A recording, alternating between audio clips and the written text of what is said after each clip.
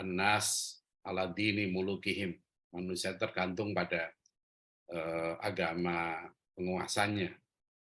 Kita tidak memungkiri, bahkan ad-din wa daulah itu ya Imam Al-Ghazali mengibaratkan seperti dua sisi mata uang, ya, bahwa tegaknya ad-din itu sangat ditopang oleh kekuasaan, dan itu memang bukan hanya Islam ya.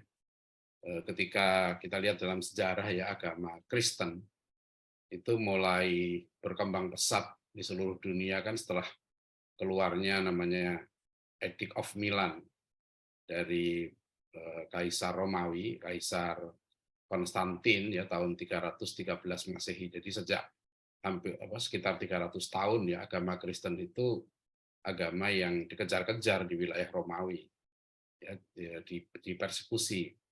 Tapi setelah keluar Edict of Milan itu, agama Kristen kemudian berkembang, ya, eksis, ya, sah dia, meskipun ada beberapa harga yang harus dibayar. Ya, misalnya dia harus berkompromi dengan mengubah hari raya ya.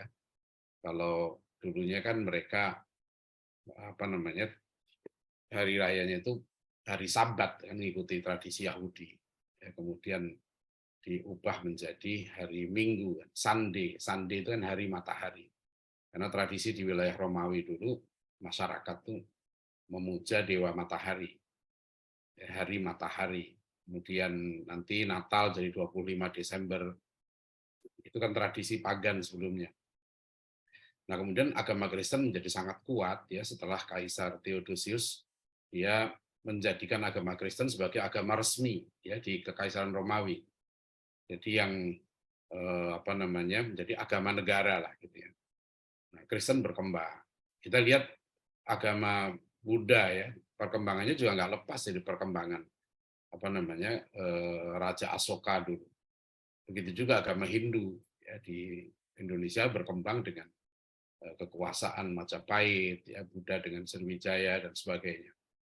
Kita juga tidak menafikan ya, persebaran Islam di Nusantara ini juga sangat ditopang kuat oleh munculnya ya kan kekuatan-kekuatan politik ya di Jawa ketika Kerajaan Demak berdiri ya, kemudian Islamisasi berlangsung dengan sangat cepat ya.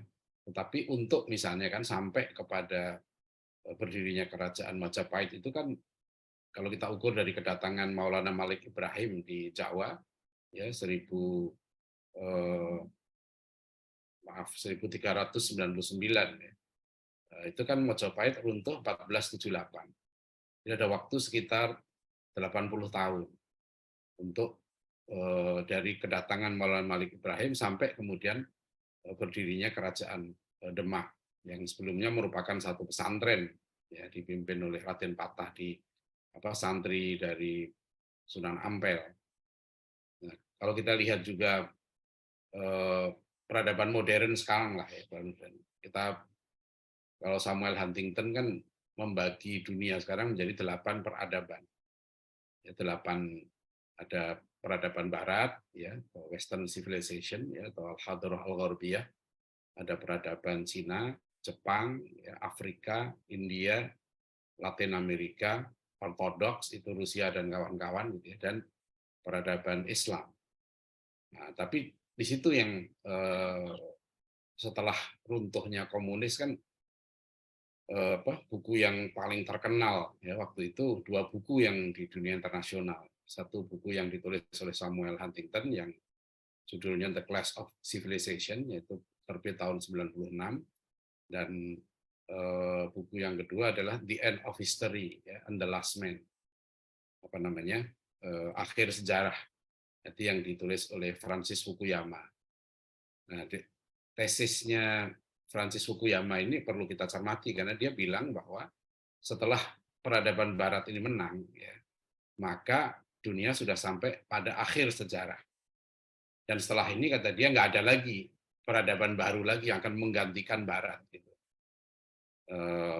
Barat sudah menang, ya, dan dunia sudah sampai di akhir sejarahnya.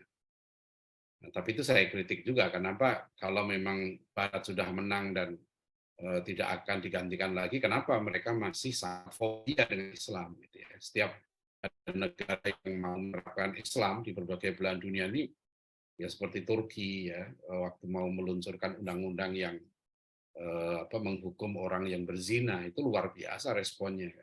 Sama ketika KUHP kita yang baru ini, ya, yang mengkriminal ya, para pezina, itu kan respon media di luar negeri begitu kuatnya sampai akhirnya pejabat kita pun harus klarifikasi bahwa tidak benar kalau hubungan seksual non marital itu atau di luar perkawinan ya itu akan dikriminalisasi gitu ya. Jadi eh, takut betul gitu dengan Islam itu. Masih meskipun ya kita tahu PBB sudah mengeluarkan deklarasi anti Islamofobia, tapi kita merasakan semangat atau ketakutan yang berlebihan terhadap Islam itu masih ada. Nah, nah kalau kita membaca di buku The Clash of Civilization-nya Huntington, itu ada yang menarik.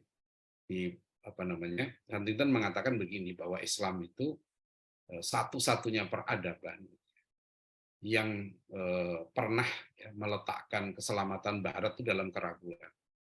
Dia tulis di bukunya, Islam is the only civilization ya, which has put the survival of the West in doubt.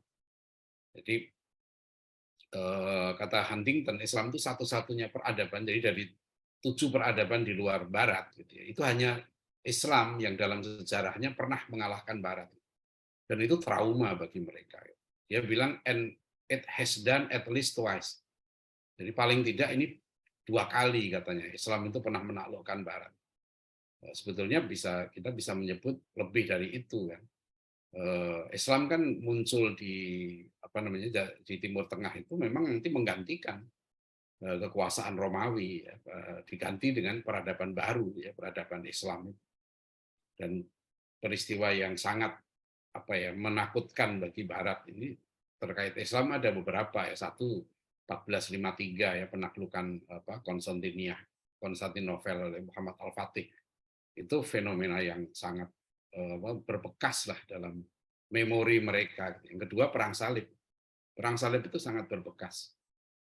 Kita bisa baca bukunya Karen Armstrong tentang judulnya Holy War. Bagaimana Karen Armstrong menggambarkan pengaruh perang salib ya sampai di dunia modern sekarang ini. Crusade itu sangat berbekas gitu ya, sehingga memori ya perang salib itu terekam. Jadi bagi bangsa Barat ini perang salib itu meninggalkan 2 memori. Satu, memori mereka pernah bersatu melawan Islam. Ya, jadi ketika 25 November Paus Urbanus kedua ya, Pope Urban II itu menggelurakan perang salib, itu kan bersatu ya, seluruh Eropa untuk menyerang Yerusalem itu. Nah, kemudian yang kedua, memori ketakutan, karena akhirnya Barat kalah ya. Jadi mereka pernah menjajah Yerusalem selama 88 tahun, dari tahun 1099 sampai 1187. Kemudian Yerusalem dibebaskan kembali oleh Salahuddin Al-Ayyubi. Jadi kan memori ini terjadi gitu. Jadi kalau dulu George Walker Bush Junior gitu, itu menggelurakan perang salib, ketika dia menyebut war against terrorism, itu kan dia menyebut crusade against terrorism. Jadi karena dia ingin membangun ya memori kolektif lama bahwa mereka pernah bersatu kalau menghadapi Islam. Dan ini mudah sekali kalau kita lihat beberapa cara berpolitik di Eropa gitu ya, beberapa partai kanan itu sering mengangkat isu Islam, isu imigran gitu, karena mereka mau menarik simpati gitu. Karena paling mudah kalau mereka itu ingin bersatu ya. Jadi di preface-nya, di pengantarnya itu Huntington bilang begini, it is human to hate, for self definition and motivation people need enemies.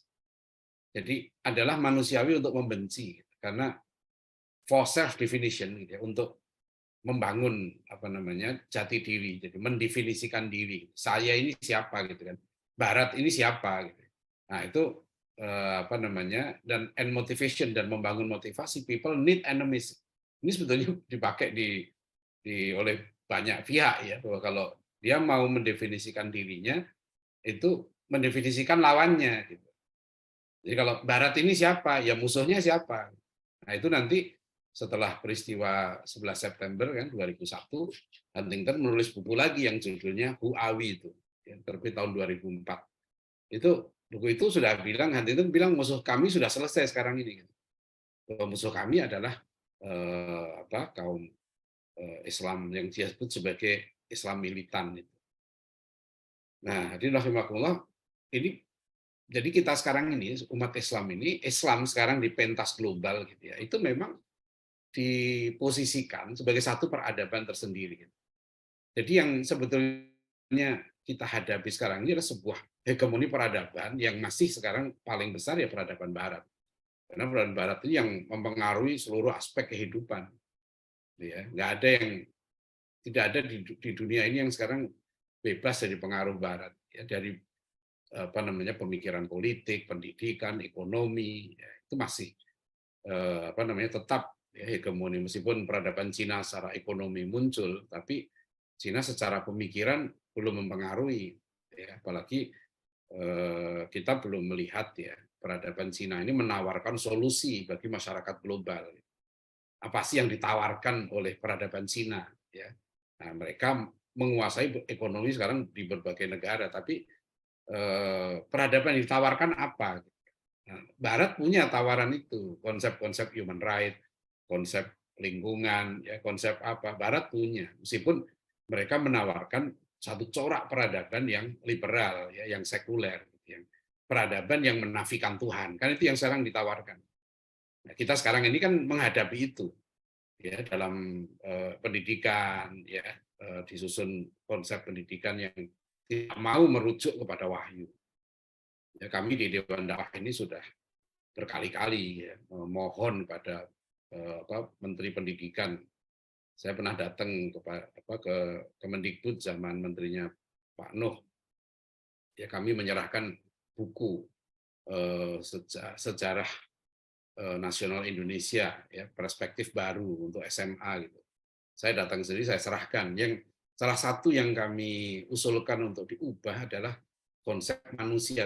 Kita di Indonesia ini mendidik manusia. Ya kan? Nah, kalau kita konsep pendidikan tentang manusia itu salah, ya kita nggak bisa membangun manusia yang unggul gitu kan. Dan fatalnya di kurikulum pendidikan kita sampai sekarang, manusia Indonesia itu masih tetap ya disebut ya kelanjutan dari hominid, ya bangsa kera.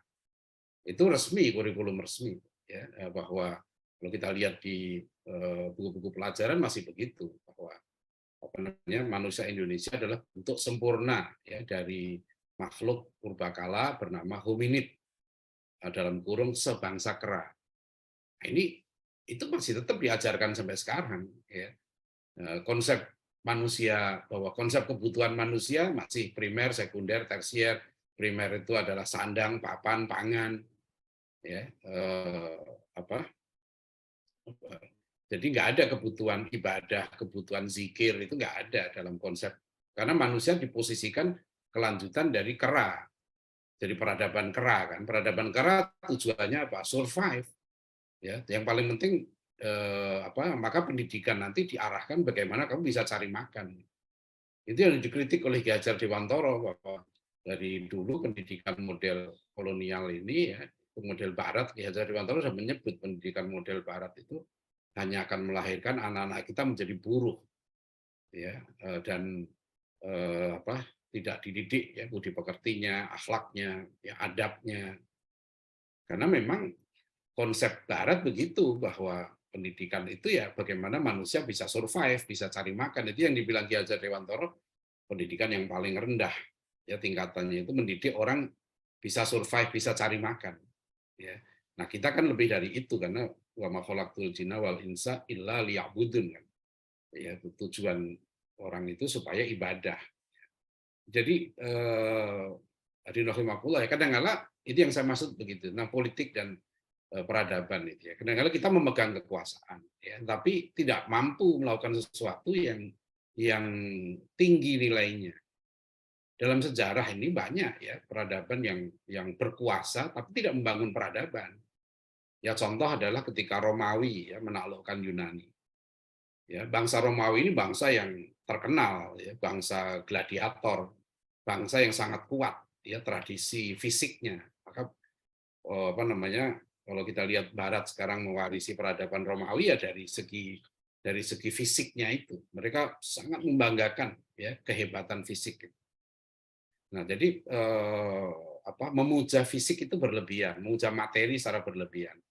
Nah, ketika mereka menaklukkan Yunani, peradaban Yunani secara ilmu, sains, teknologi lebih tinggi daripada peradaban Romawi gitu ya. Jadi ketika kekuasaan dipegang Romawi, Romawi tidak membangun peradaban baru.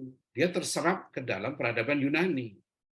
Ya, maka kalau kita lihat kenapa Bible Perjanjian Baru itu ditulis dalam bahasa Yunani, padahal Yesus tidak bicara dalam bahasa Yunani. Ya, itu karena memang waktu itu bahasa yang dianggap tinggi, ya, peradaban tinggi itu ya menggunakan bahasa Yunani, peradaban Yunani dianggap peradaban tinggi, tapi dia lemah secara militer, maka dia dikalahkan oleh Romawi. Itu terjadi ketika Mongol gitu ya, 1258 menyerbu Baghdad.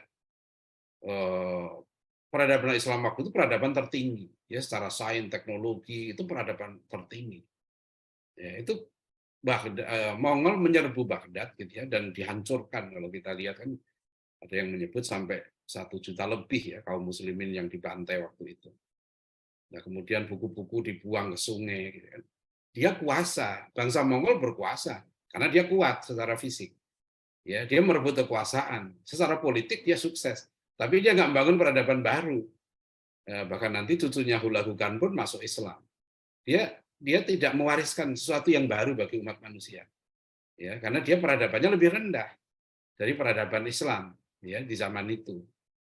Sebelumnya hal yang sama terjadi kan ketika perang salib.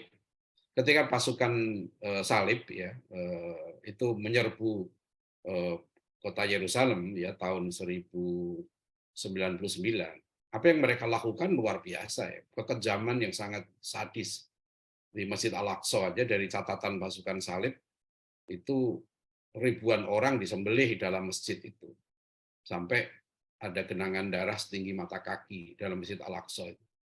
Jadi pasukan salib berkuasa di Yerusalem dan sekitarnya gitu ya sampai 88 tahun. Jadi umat Islam waktu itu umat yang paling tinggi.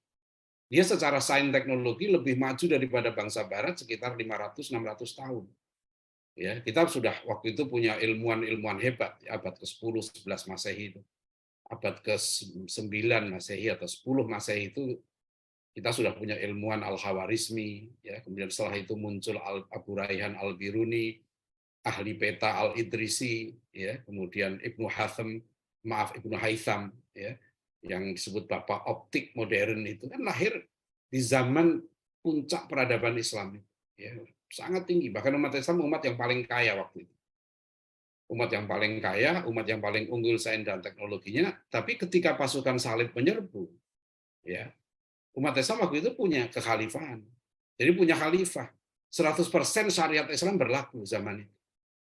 Ya. Jadi paling kaya, paling pinter gitu ya, sains teknologinya paling tinggi, tapi kenapa bisa kalah melawan pasukan salib yang waktu itu disebut bangsa barbar, kaum yang masih sangat primitif. Ya, ada satu film dulu tahun 90-an, Robin Hood yang bintangnya Kevin Costner. Itu di film itu menggambarkan bagaimana timpangnya antara Barat dengan Islam. Ya. Peradaban Barat dengan Islam waktu itu sangat sangat jauh ya. Islam pernah memimpin sains dan teknologi itu sekitar 700 tahun. Jadi nah, tapi ketika pasukan salib itu menduduki Yerusalem sampai 88 tahun, apakah mereka kemudian mewariskan peradaban baru? Tidak, ya. Mereka justru belajar dari Islam. Jadi ketika pasukan salib nanti secara damai ya kan, nah ini nanti menunjukkan ketinggian peradaban Islam itu di situ. Ya, ketika pasukan salib masuk Yerusalem membantai penduduknya. Ya, kemudian bahkan mayat-mayat orang muslim dibakar waktu itu.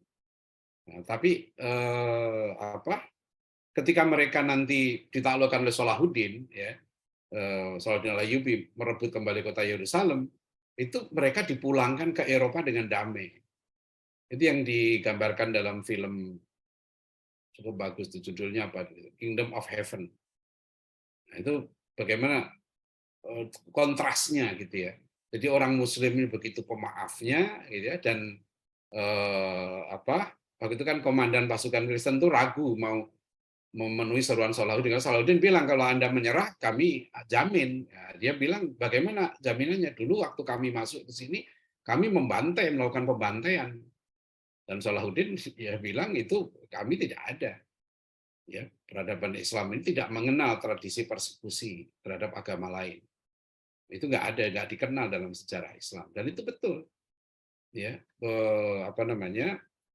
pasukan Eropa itu diantar kan di film itu digambarkan diantar sampai ke pelabuhan dan balik ke Eropa dan mereka boleh balik lagi ke Yerusalem.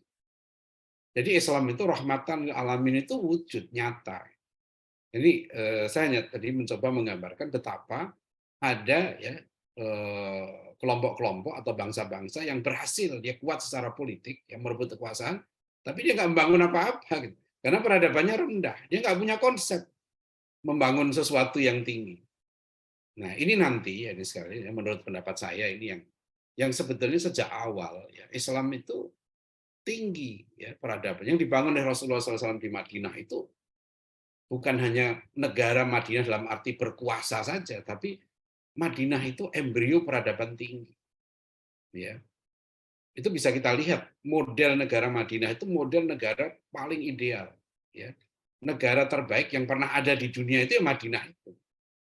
Ya, bagaimana tidak terbaik gitu ya? Karena Rasulullah menyebut khairun nas qarni. Sebaik-baik manusia itu zamanku. Ya. Misalnya sebagai contoh ya. Rasulullah itu membangun Madinah ya dengan sesuatu yang sangat tinggi. Contoh adalah beliau kepala negara pertama ya, yang membangun negara dengan konstitusi tertulis. Ini hasil riset dari Profesor Hamidullah. Ya dari Perancis, beliau menulis satu negara Madinah yang nanti pernah ditulis juga oleh tokoh masyumi ya Zainal Abidin Ahmad, ya menulis buku tentang judulnya Negara Madinah. Nah, Zainal Abidin Ahmad mengutip juga risetnya Profesor Hamidullah itu bahwa ternyata konstitusi negara tertulis pertama di dunia itu adalah konstitusi Madinah, yaitu Piagam Madinah. Dan konstitusi itu masih bisa kita baca sampai sekarang. Piagam Madinah itu sebuah konstitusi karena dia mengatur hak penguasa, hak rakyat, mengatur hubungan antar kabilah, antar golongan gitu ya. Itu luar biasa. Madinah itu kenapa nanti cepat berkembang? Ya, kita bisa bayangkan fantastisnya negara Madinah itu. Karena hanya 5 tahun setelah Rasulullah SAW wafat ya. Rasulullah itu wafat 632 Masehi. Kalau hitungan Masehinya 4 tahun. Tahun 636 Masehi. Umat Islam sudah mengalahkan Romawi. Jadi hanya 4 tahun setelah Rasulullah wafat. Ya. Dan ketika pasukan Islam masuk ke kota Yerusalem tahun 636 Masehi ya, yang panglima perangnya adalah Abu Ubaidah bin Jarrah, panglima lapangannya Khalid bin Walid, sebelumnya di masa Khalifah Abu Bakar As-Siddiq kan panglima perangnya Khalid bin Walid. Ya. Kemudian waktu Umar bin Khattab radhiyallahu menggantikan Abu Bakar As-Siddiq radhiyallahu anhu, kemudian beliau mengangkat Abu Ubaidah bin Jarrah ya, yang disebut sebagai orang kepercayaan umat oleh Rasulullah. Abu Ubaidah bin Jarrah dan akhirnya menaklukkan Yerusalem ya, mengalahkan Romawi dalam satu perang yang sangat dramatis ya namanya perang Yarmuk. Perang Yarmuk kalau dalam sejarah kita bisa melihat dari segi jumlah pasukan, pasukan Romawi itu bisa 5 sampai 10 kali lipatnya pasukan Islam. Dari segi persenjataan mereka jauh lebih kuat. Ya Romawi itu. Dari segi pengalaman perang mereka ratusan tahun. Ya, jenderalnya itu masih saudara Heraklius. Ya, itu juga panglima perang yang diakui lah kehebatannya. Ya, dan pasukan Islam waktu itu sangat sedikit jumlahnya. Ya, saya pernah baca tulisan, saya nggak ketemu lagi, saya cari itu di internet.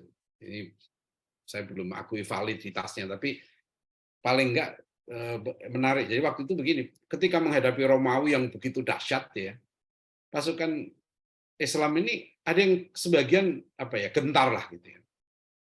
Kita menghadapi Romawi yang begitu hebatnya gitu. Jumlah mereka banyak sekali, wahai Khalid gitu. Khalid bin Walid. Tapi Khalid bin Walid bilang begini, jumlah kita banyak, kita tidak sedikit. Kita menang kalau Allah bersama kita, dan kita akan kalah kalau Allah meninggalkan kita. Nah itu saya bayangkan ya Ustadz Buniani ya, kalau waktu itu ada lembaga survei, ya zaman itu ada lembaga survei, mana yang akan menang nih, pasukan Romawi atau pasukan Islam gitu ya. Mungkin nggak ada yang memenangkan pasukan Islam itu. Sama waktu perang Badar tuh, kalau waktu itu ada lembaga survei, mana yang menang nih perang Badar, apalagi perang Khandaq ya kan. Madinah dikepung dengan berbagai kekuatan, bahkan dikhianati dari dalam juga gitu. Itu mungkin nggak ada yang memenangkan Islam, udah habislah kalau itu pakai lembaga survei itu. Ya, kalau sepak bola itu ya kita ibaratkan Jogja itu ada sepak bola nggak ya? Persatuan Sepak Bola Jogja belum pernah dengar kayaknya ya. Sleman yang ada, Sleman ya? Sleman Iya, yang ada. Persatuan Sepak Bola Sleman ya, PSS lah Iya. misalnya gitu ya. Itu lawan Manchester City lah kira-kira gitu ya. Jadi perang Yarmouk itu sepak bola Sleman lawan Manchester City. Kalau disuruh menduga mana yang akan menang. Zaman itu nggak ada yang menduga. Bahkan orang Islam itu kan diledek waktu perang Yarmouk itu. Diledek kalau kalian dulu bangsa Arab dulu itu kan bangsa yang sebetulnya nggak ada di peta sejarah, nggak dikenal. Itu nanti hebatnya Islam di situ, mampu mengubah ya bangsa yang sebelumnya nggak diperhitungkan di peta sejarah, di peta peradaban, dan menjadi bangsa terbaik di dunia. Ya, itu dengan pendidikan Rasulullah SAW. Dan kita tahu akhirnya gitu ya, kalah itu Romawi. Yerusalem itu bisa diduduki umat Islam. Dan lebih fantastis lagi ya, bukan sekedar menang secara militer umat Islam waktu itu. Jadi sudah jumlahnya sedikit, senjatanya sedikit gitu ya. Kemudian pasukannya pun nggak seragam juga belum ada ya. Tapi mereka mampu mengalahkan ya salah satu kekuatan terbesar di dunia waktu itu, Romawi. Yang hebat lagi pasukan Islam masuk kota Yerusalem itu membangun peradaban baru yang belum pernah dikenal dalam sejarah sejarah kota Yerusalem itu sendiri. Ini penulis Inggris ya, Karen Armstrong, menulis buku judulnya A History of Jerusalem. Udah terjemahkan dalam bahasa Indonesia. Jadi Karen Armstrong menulis begini, belum pernah dalam sejarah kota Yerusalem ada penaklukan yang damai. Nggak ada darah tercecer. Itu baru terjadi di zaman Islam. Dia menyebut ya penaklukan Yerusalem oleh umat Islam waktu itu di bawah Khalifah Umar bin Khattab radhiyallahu anhu adalah a peaceful conquest, penaklukan yang damai. Ya, there was no killing, dia bilang. Nggak ada pembunuhan di situ. No destruction of properties, nggak ada penghancuran ya bangunan-bangunan. Nggak ada pemaksaan orang untuk memeluk Islam. Nggak ada pengusiran orang yang berbeda agama. Ya, tidak ada penghancuran simbol-simbol agama lain. Itu karena Armstrong. Jadi dia kagum. Ternyata dalam sejarah umat Islam itu menaklukkan satu tempat itu nggak ada. Ini pertama kali karena kota Yerusalem ini sepanjang sejarahnya terjadi perebutan berbagai peradaban besar. Ya, jadi seperti sekitar tahun 580 sebelum Masehi itu ada kaisar Babilonia namanya Nebukadnezar menyerbu kota Yerusalem. Waktu itu kerajaan Israel kuno, kerajaan Judah dihancurkan oleh kaisar Nebukadnezar. Rajanya itu raja Yahudi itu Zedekiah itu dicungkil matanya, dirantai, diseret ke Baghdad. Nanti kenapa orang Yahudi ini dendam ya sama Saddam Hussein. Saya menemukan buku judulnya The Rise of Babylon, kebangkitan Babilonia. Ternyata di buku itu kaum Yahudi fundamentalis itu memperkirakan di akhir ya zaman akhir itu akan muncul Nebukadnezar kedua. Ya. Jadi nanti dan Saddam Hussein waktu itu mengeluarkan koin yang wajahnya dijejer dengan wajah Nebukadnezar gitu. Dianggap dia ini pewaris pelanjut Nebukadnezar. Jadi mereka percaya kaum Yahudi dan Kristen fundamentalis di Amerika itu bahwa nanti di menjelang akhir akan muncul lagi Nebukadnezar akan menghancurkan lagi kerajaan Yahudi, ya kerajaan Judah dulu. Jadi yang penting di sini adalah bahwa Rasulullah SAW itu membangun sebuah peradaban tinggi dan di situ peran politik itu sangat penting. Ya, jadi bukan sekedar bagaimana merebut kekuasaan. Ya, kita bisa melihat ya apa yang dilakukan oleh kerajaan-kerajaan Islam di Nusantara itu fantastis sebetulnya. Misalnya kerajaan Islam Aceh. Di zaman kerajaan Islam Aceh itu misalnya kita punya seorang ratu ya namanya Syafi'atuddin. 25 tahun berkuasa di Aceh. Itu abad ke-15. Abad ke-16 nanti Aceh itu punya ya panglima perang kerajaan Aceh namanya Malahayati. Dan Malahayati ini duel dengan Cornelis de Houtman ya, di kapal, itu menang dia. Malahayati itu jadi gimana coba abad ke-16 ya punya panglima perang jenderal angkatan laut perempuan. Kita lihat tradisi Jawa misalnya di Kartini. Kalau kita lihat film Kartini itu, feodalismenya masih begitu kuat sampai perempuan itu nggak punya hak untuk pendidikan. Jadi perjuangan Kartini juga luar biasa. Tapi coba bayangkan, Kartini itu lahir 1875. Ibu Kartini itu meninggal 1904, ya umur 25 tahun. Di zaman itu, perempuan itu masih susah pendidikannya. Ya. Aceh abad 16 sudah punya panglima perang perempuan.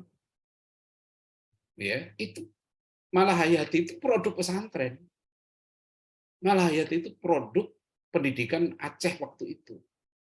Bahkan Ratu Syafi'atuddin itu digambarkan ya punya kemampuan dalam berbagai bahasa.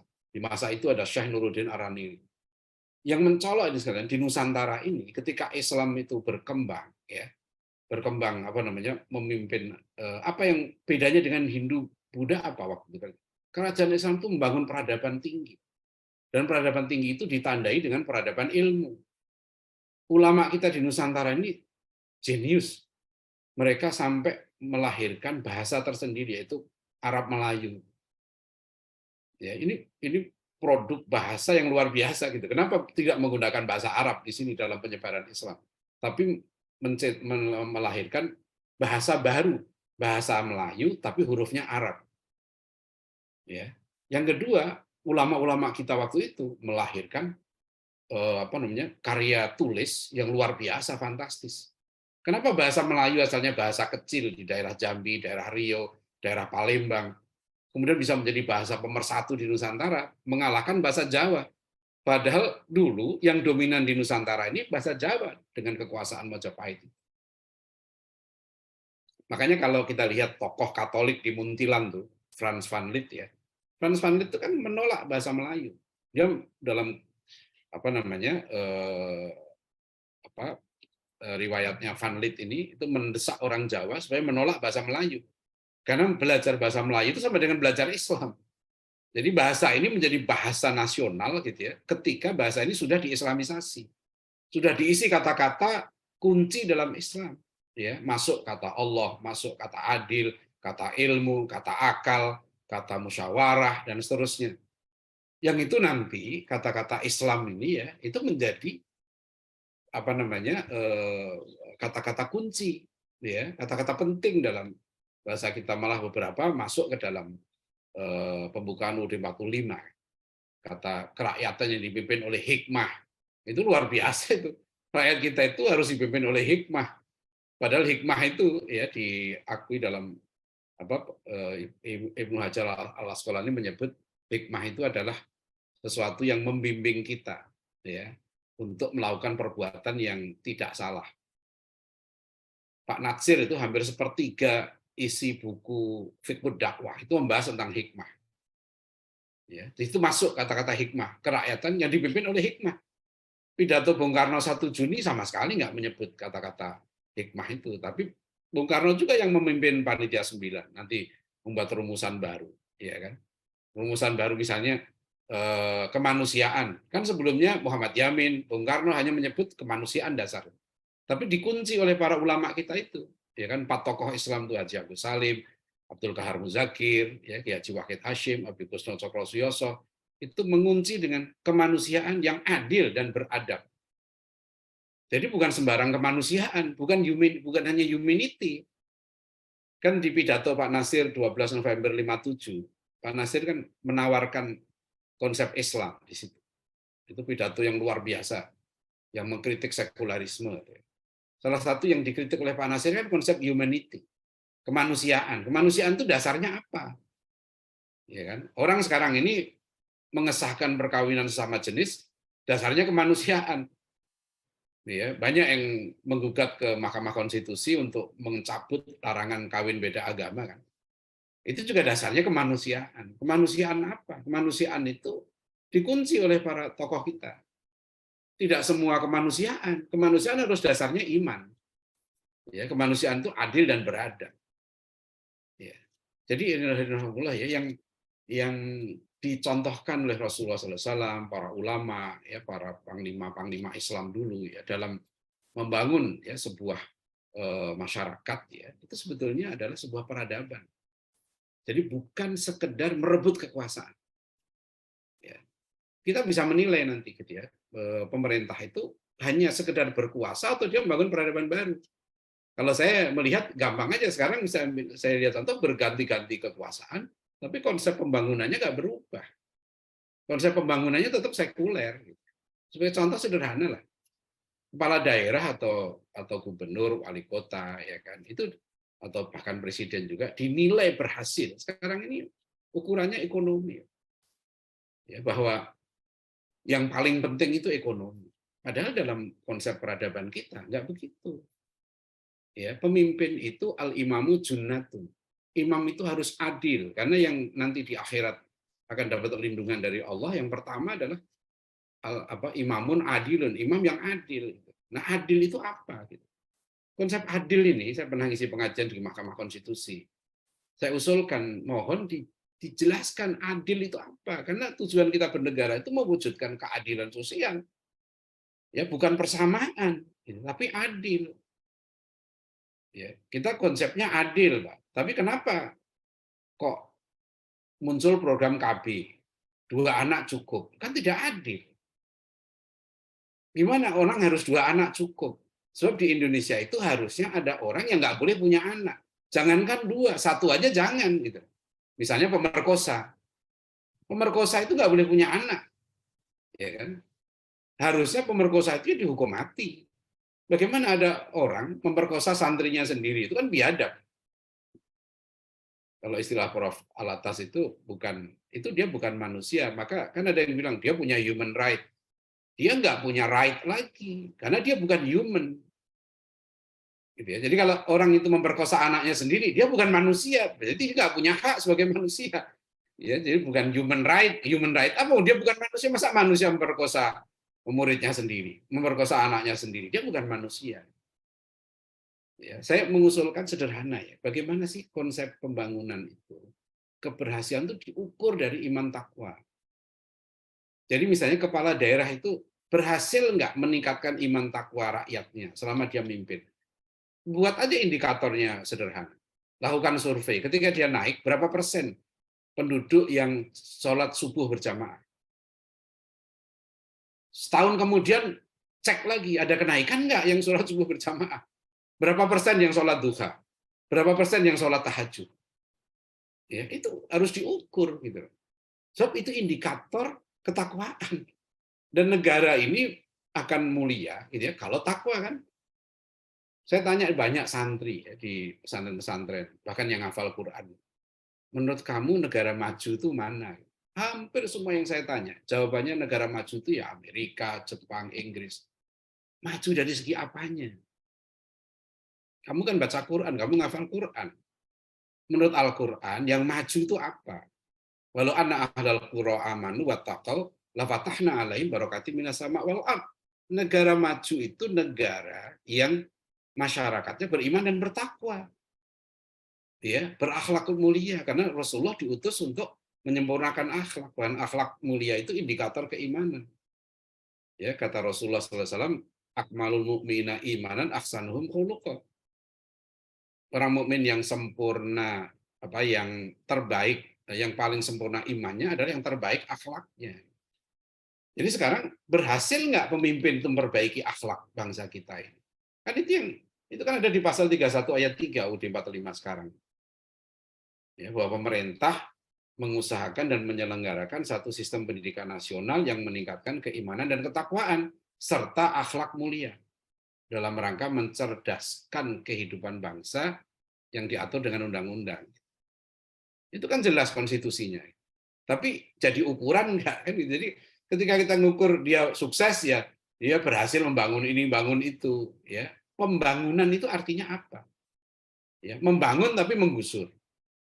Yang dibangun itu apa kan?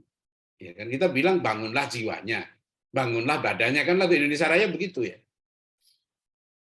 Ya. Menurut saya seharusnya yang dibangun pertama itu jiwanya. Kalau menurut lagu Indonesia Raya ya.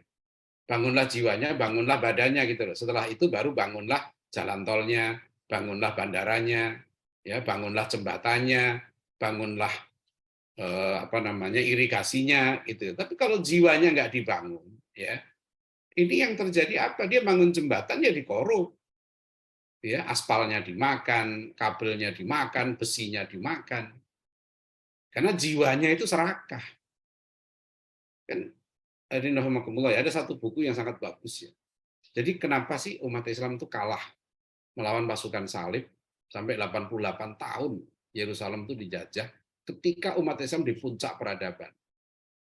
Ya, dalam arti sains, teknologi, ekonomi gitu ya. Kemudian ketika itu umat Islam 100% menerapkan syariat Islam. Ada kekhalifahan zaman itu Abbasiyah. Kenapa kalah melawan preman-preman dari Eropa itu? Ya. Ada satu buku yang ditulis oleh pakar pendidikan Islam, ya, Dr. Majid Irsan Al-Kilani. Buku ini direkomendasi di Universitas Islam Madinah. Ya, diterjemahkan oleh alumninya, Ustadz Asep, bahasa Indonesia menjadi judulnya Model Kebangkitan Umat Islam. Judul buku ini Hakadha Dhoharo Jilu Salahuddin, wa hakadha adat al-Quds. Demikianlah bangkitnya generasi Salahuddin dan demikianlah kembalinya kota Yerusalem. Dr. Ihsan Al-Kilani ini mengkritik, ya, pandangan orang, ya, bahwa Islam itu akan bangkit gitu ya ketika terpuruk, mengharapkan datangnya seorang pemimpin yang nanti akan membereskan semua. Ya. Beliau mengatakan betul pemimpin itu sangat penting, tapi ingat waktu itu umat Islam kalah bukan nggak ada khalifah, ada khalifah. Bukan syariat Islam nggak dilakukan, diberlakukan, tapi yang rusak adalah akhlaknya. Akhlak pemimpinnya rusak. Ya, khalifah waktu itu punya burung merpati si Balqoh. Ya, orang-orang Muslim dari Palestina datang kepada khalifah ngadu ke Baghdad bahwa terjadi pembantaian di sana. Ya, khalifah cuma mengatakan, diceritakan di buku itu. Ya, khalifah cuma bilang burung merpatiku sudah 3 hari nggak pulang si Balqoh. Ya, pesta pora, kekayaan waktu itu luar biasa. Ya.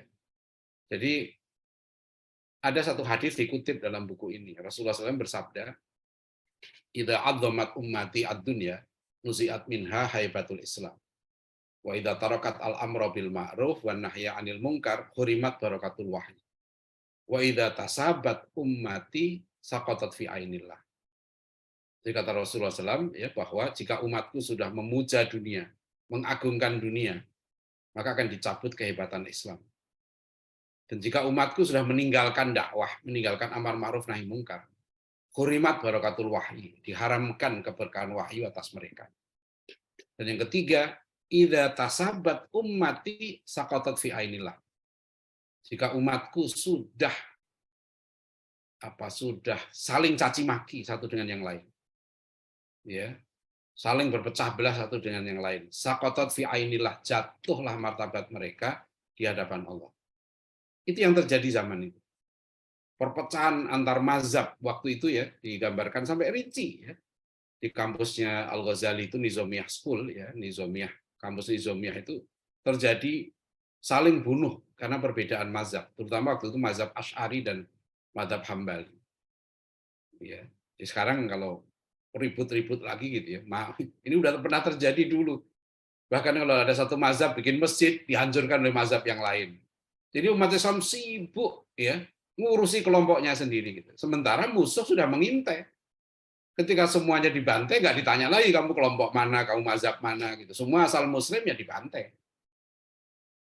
Ya, jadi pertama adalah penyakit hubud dunia, gitu ya. Kan kedua adalah meninggalkan dakwah, meninggalkan perjuangan. Ketiga karena perpecahan. Jadi meskipun hebat, pinter kayak apa gitu ya, tapi kalau kalau apa namanya tiga penyakit ini melanda umat, ya hancur. Ini oleh karena itu ya, eh, kalau saya ngomong nggak selesai-selesai nih, saya cukupkan dulu ya, Ustadz Buniani, bahwa itu pentingnya ya, apa namanya, maksud saya politik dan peradaban itu ketika kita masuki apapun juga ya, aktif politik ini sebuah lapangan perjuangan yang sangat mulia gitu ya, dan sangat berat ya. Kalau lapangan pendidikan, ekonomi itu tidak terlalu berat. Makanya yang masuk ke politik ini memang perlu apa ya, jiwa raga itu siap ya. Dan yang paling berat godaannya bukan sebelum berkuasa, justru setelah berkuasa. Ya, karena disitulah godaan penyakit hubud dunia itu merajalela. Ya, ketika partai kecil rukun, ya biasa itu sama kayak sekolah ketika kecil rukun gitu ya. Kan kata Rasulullah SAW, kalau aku khawatir umatku ya kan ketika pintu dunia sudah dibuka pada mereka, maka mereka akan bertengkar. Gitu. Kan kalau nggak ada duitnya nggak berebut kan gitu masalahnya. Ya kan begitu sudah besar ya kan sudah itu mulai kan pecah dan seterusnya. Jadi lapangan ini lapangan yang sangat berat ya, oleh karena itu apa namanya betul-betul ya harus ada sinergi semuanya. Yang dicontohkan Rasulullah SAW itu beliau menyiapkan manusia-manusia terbaik ya 13 tahun di Mekah ini. Kalau Ustaz Adi Hidayat waktu menerima gelar doktor honoris causa itu pidato dia menyebut ada 35 panglima perang yang dihajarkan Rasulullah SAW. Ya, dididik oleh Rasulullah menjadi panglima perang terbaik di dunia. Ya. Satu panglima perang bisa mengalahkan Romawi dan Persia. Itu menyiapkan SDM-nya, ya, SDM yang tadi itu, yang zuhud, yang cerdas, yang kuat, ya.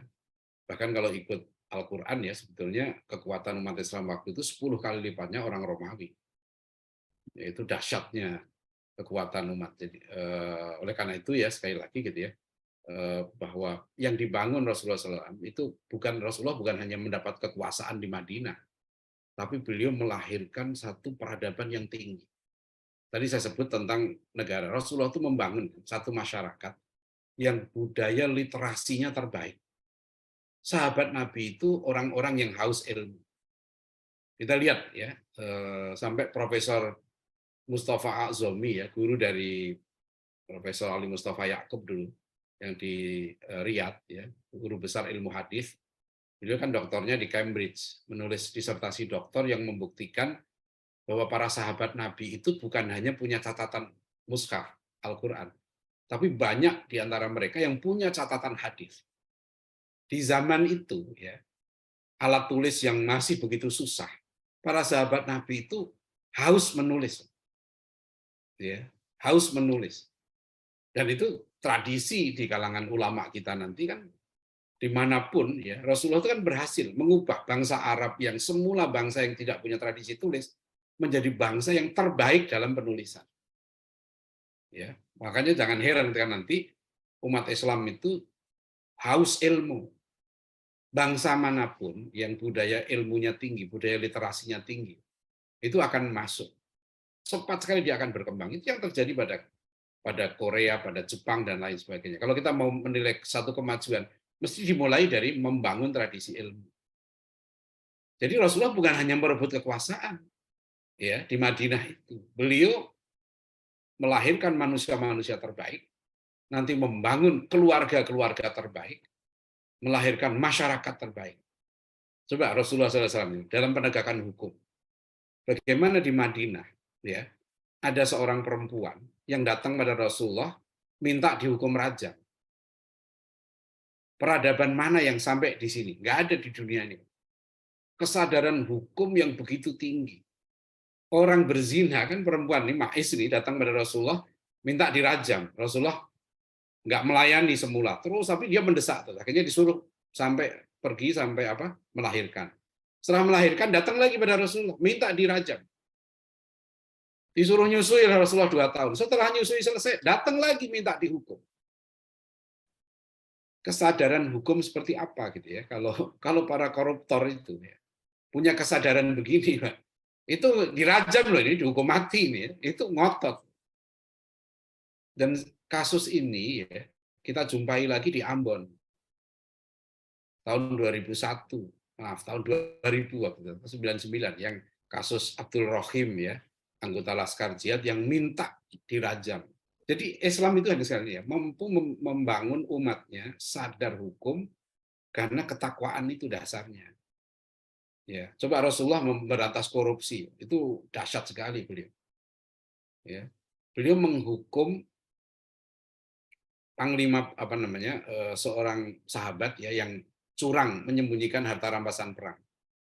Sudah meninggal syahid, ditasyhir oleh Rasulullah, diumumkan kejahatan. Ada orang yang meninggal syahid itu kan mulia ya, tapi Rasulullah nggak mau mensolatkan jenazahnya. Tetap sahabat yang lain mensolatkan jenazahnya. Tapi Rasulullah menghukum ya begitu berat ya, sudah meninggal pun diumumkan kejahatan. Ya, beliau juga berkata kan, demi Allah kalau anakku Fatimah mencuri, aku potong tangan. Coba tradisi miras. Bagaimana masa bangsa yang sebelumnya dikenal sudah mendarah daging tradisi alkoholismenya itu. Kemudian menjadi bangsa yang bersih dari alkohol itu. Ya, bersih dari homer. Itu kan dahsyat sekali. Jadi ini model peradaban tinggi. Nah ini jadi peradaban tinggi yang sekarang ini nggak ada lagi yang sekalian. Di dunia ini kalau ada sebuah video orang bule, ya orang bule dia bukan Muslim, ada video beredar saya lupa siapa namanya, dia menyeru ya, tolong umat Islam itu jagain kami karena hanya Islam yang sekarang masih bisa bertahan menjaga moral orang-orang Barat. Ada beredar juga video seorang pendeta ya di Indonesia. Ya videonya kan mengatakan begini, saya bersyukur Indonesia itu mayoritasnya Muslim, maka LGBT nggak bisa disahkan dia bilang di sini tuh ya, karena di Barat dia bilang banyak sudah pendeta, pastor yang sudah terang-terangan homo. Di Amerika itu lebih dari 70 sekte gereja yang sudah resmi ya pendetanya itu lesbi atau homo. Sekarang di Indonesia negara Muslim, bahkan survei 2018 satu lembaga survei internasional namanya Pew Research Center itu mengatakan datanya 93% orang Indonesia, masyarakat Indonesia itu mengatakan agama masih sangat penting. Itu 93%. Ya. Rata-rata negara Eropa seperti Inggris, Prancis, Jerman, Swedia itu tinggal 10% yang mengatakan agama sangat penting. Jepang tinggal 10% juga. Cina hanya 3%. Bahkan di Israel, ya, dalam survei itu dikatakan hanya 36% orang Israel di negaranya itu yang mengatakan agama sangat penting. Tapi orang Indonesia 93% mengatakan agama sangat penting. Potensi yang luar biasa. Jadi insya Allah ya kalau kita punya potensi, punya kekayaan ajaran Islam yang terjaga dengan baik, ya, tidak berubah ajarannya, ya karena dijaga oleh Allah. Ya, kemudian yang kedua kita punya kekayaan sejarah yang luar biasa, ya kita punya peradaban yang sangat tinggi, rahmatan lil alamin terwujud. Bahkan di saat orang peradaban Islam itu lemah sekarang ini di bawah Barat ya, tapi masih banyak orang Barat sekarang ini masuk Islam karena kagum dengan akhlaknya orang Islam. Itu wartawan dulu BBC atau yang Yvonne Ridley itu yang ditawan oleh Taliban kan. Akhirnya dia masuk Islam karena dia salah persepsi menganggap orang Taliban itu kejam, sadis, tapi selama dia ditahan itu disentuh pun tidak. Bahkan orang Taliban itu dia melihat ke dia aja nggak mau. Dia kagum dengan akhlaknya. Ponakannya Tony Blair itu juga begitu, masuk Islam karena ke Gaza dan kagum dengan akhlaknya orang Islam. Jadi dalam kondisi umat Islam lemah seperti sekarang ini, itu pun Islam itu masih dikagumi di dunia ini. Diharapkan untuk tampil. Kenapa? Ya salah satunya karena kita punya ajaran yang terjaga. Islam itu terjaga, ya, yang dijaga oleh Allah, inna nahnu nazzalna dzikra wa inna lahu lahafidhun, Al-Qur'an. Al-Qur'an dan semua pemahaman tentang Islam itu kan. Rasulullah sudah menjamin umatku tidak akan bersepakat dalam kesesatan. Ini potensi ini ya sekarang. Jadi mudah-mudahan ini bisa menjadi renungan kita bersama gitu ya, bahwa kita punya kekuatan, punya potensi yang luar biasa ya untuk membangun satu mewujudkan satu masyarakat yang kalau di anggaran dasar Muhammadiyah disebut tujuan Muhammadiyah itu kan mewujudkan masyarakat Islam yang sebenar-benarnya. Itu yang tapi masyarakat seperti apa ya? Masyarakat seperti Madinah modelnya. Baik, terima kasih. Billahi taufik wal hidayah. Assalamualaikum warahmatullahi wabarakatuh. Waalaikumsalam warahmatullahi wabarakatuh. Masya Allah, saya betul-betul menikmati ini ceramahnya Ustadz Adian Husaini. Sepertinya mendapat satu semester gitu ya, kuliah sejarah pemikiran modern ya, yang dulu yang biasa didapatkan oleh mahasiswa di Fakultas Sastra begitu. Nah, ini cuma dulu di Fakultas Sastra itu memang ini Ustadz Adian itu nggak ada itu di dalam mata kuliah sejarah pemikiran modern itu dimasukkan tentang pemikiran-pemikiran Islam. Padahal kita tahu misalnya di abad ke-7 ya, ketika di abad ke-7 masih ketika Islam bangkit, itu memang di Eropa dikenal sebagai Dark Age of Europe, yaitu abad kegelapan Eropa karena mereka memang sedang jatuh ya. Nah, kira-kira begitu. Baik para sahabat, ini ada beberapa hal, mungkin tadi juga Ustadz Adian juga membahas tentang bukunya Karen Armstrong mengenai Yerusalem ya. Mungkin yang dimaksud sama Ustadz Adian ya. Iya, betul. Iya ya tadi ya. Iya. Nah, Itu ini Karen Armstrong misalnya di situ memuji peradaban Islam di Andalusia ya. Bahwa ketika Islam memimpin Andalusia hampir 800 tahun ya. Kata Karen Armstrong, orang Yahudi pun mengatakan zaman kejayaan Islam itu juga zaman kejayaan Yahudi. Jadi orang Yahudi aja merasa dilindungi umat Islam 800 tahun di situ. Makasih Ustaz Buniani ya. Baik, ini buku sudah diterjemahkan ke dalam bahasa Indonesia dan juga saya kira PDF bahasa Inggrisnya juga banyak, itu ya sudah bisa diakses ya. Itu buku sudah lama sekali, sudah hampir 19 tahunan yang lalu saya beli. Baik para sahabat, ini kita mau buka pertanyaan. Ini sebetulnya dari ini Bu Ratna sudah bertanya tadi ya Bu Ratna, tapi juga kalau saya tadi perhatikan Ustadz Adian juga sudah menjawab sebetulnya Bu Ratna. Itu Bu Ratna bertanya tentang Ustadz Adian, menurut pandangan Ustadz, apa kelemahan peradaban Islam sehingga bisa dikalahkan pasukan salib, the Crusaders? Apa masalah orang Islam di Indonesia yang saat ini banyak yang tidak percaya diri dengan kebenaran Islam sehingga orang Islam ikut menyerang Islam? Ini Ibu Ratna ya. Jadi ini betul-betul pengalaman yang sehari-hari kita rasakan gitu ya. Dan tidak cuma itu, sebetulnya juga orang Islam itu mengidap semacam inferiority complex, rasa rendah diri. Masuk partai Islam pun itu rasanya kok gimana gitu ya, masuk partai umat itu waduh gitu ya, nggak percaya kepada Al-Quran dan Sunnah begitu, nggak percaya kepada ini. Nah ini sebetulnya kira-kira ya, kalau boleh saya tambahkan itu pertanyaan Bu Ratna. Mungkin ini dulu, silakan Ustadz Adian, mungkin bisa, meskipun tadi sebetulnya secara tidak langsung sempat menjawab sebetulnya ya, kalau saya perhatikan.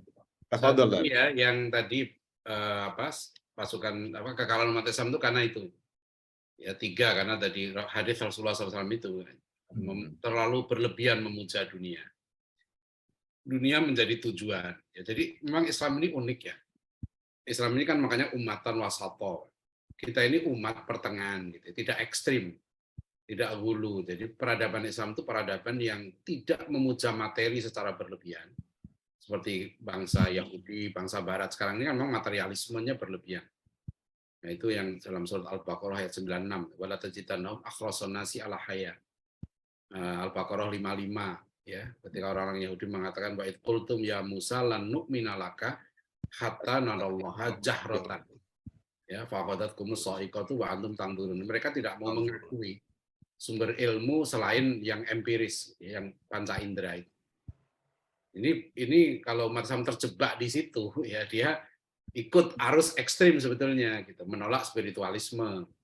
Sebaliknya ada juga peradaban yang terlalu berlebihan memuja spiritualisme, sehingga kalau mereka mau menjadi orang baik, mereka meninggalkan dunia. Kan itu, mereka kalau jadi orang baik, mereka jadi pertapa di tengah belantara, gitu ya.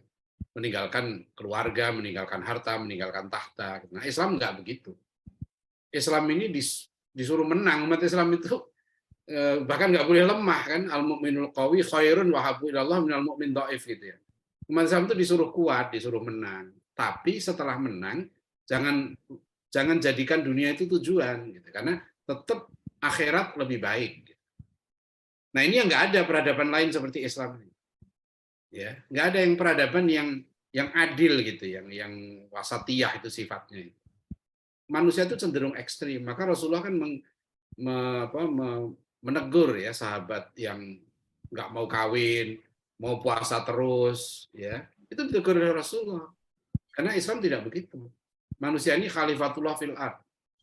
Itu. Jadi ketika dia menjadi ekstrim, ya, seperti di zaman perang salib itu, dia terlalu berlebihan memuja dunia tadi, ya. Kemudian dia perpecahan terjadi, ya, fanatisme mazhab berlebihan.